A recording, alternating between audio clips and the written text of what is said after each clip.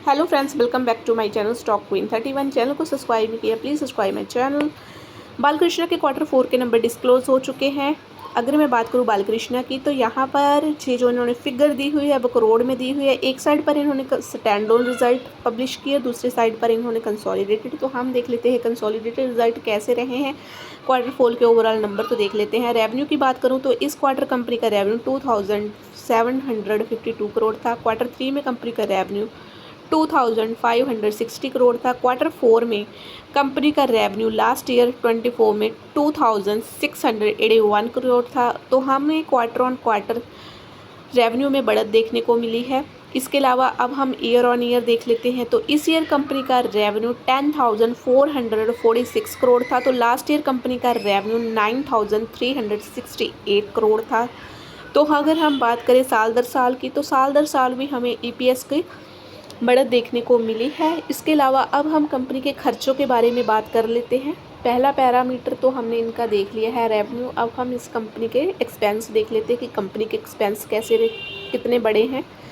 अगर मैं बात करूं कंपनी के टोटल एक्सपेंस की, तो इस क्वार्टर कंपनी के एक्सपेंस 2366 करोड़ थे। Q3 में कंपनी के एक्सपेंस 2147 करोड़ थे। Q4 में लास्ट ईयर में कंपनी के एक्सपेंस 2205 करोड़ थे। तो हमें क्वार्टर ऑन क्वार्टर कंपनी के खर्चे बढ़ते हुए देखने को मिले हैं। ईयर ऑन ईयर देख लें, इस ईयर कंपनी के खर्चे 8798 करोड़ थे। लास्ट ईयर कंपनी के खर्चे 7877 करोड़ थे। तो साल दर साल भी हमें जो कंपनी के खर्चे हैं वो बढ़ते हुए देखने को मिले हैं।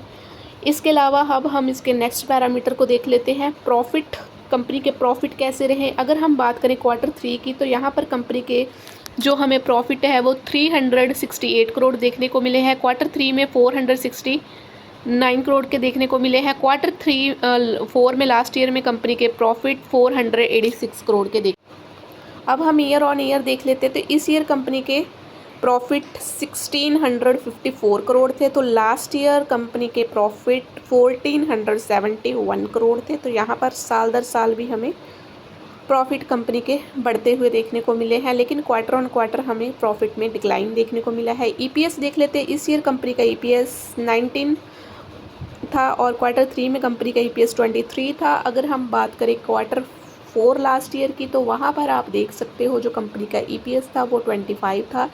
ईयर ऑन ईयर देख लेते हैं तो वहाँ पर 25 था, तो लास्ट ईयर 76 था। तो हमें EPS में थोड़ी सी डिक्लाइन देखने को मिली है। अब हम कंपनी ने इसके अलावा डिविडेंड देने के बारे में ऐलान किया है। 4 रुपये का डिविडेंड देगी। अगर हम बात करें रेवेन्यू की, तो रेवेन्यू हमें क्वार्टर ऑन क्वार्टर 2.75% से बढ़ते हुए देखने को मिला है और 5% से हमें ईयर ऑन ईयर ग्रोथ देखने को मिली है। अगर हम बात करें नेट प्रॉफिट की, तो हमें quarter on quarter net profit 25% से गिरावट देखने को मिली है। तो ये थे बालकृष्णा के रिजल्ट। होप करती हूँ कि आपको वीडियो पसंद आई होगी। Thank you so much watching my video.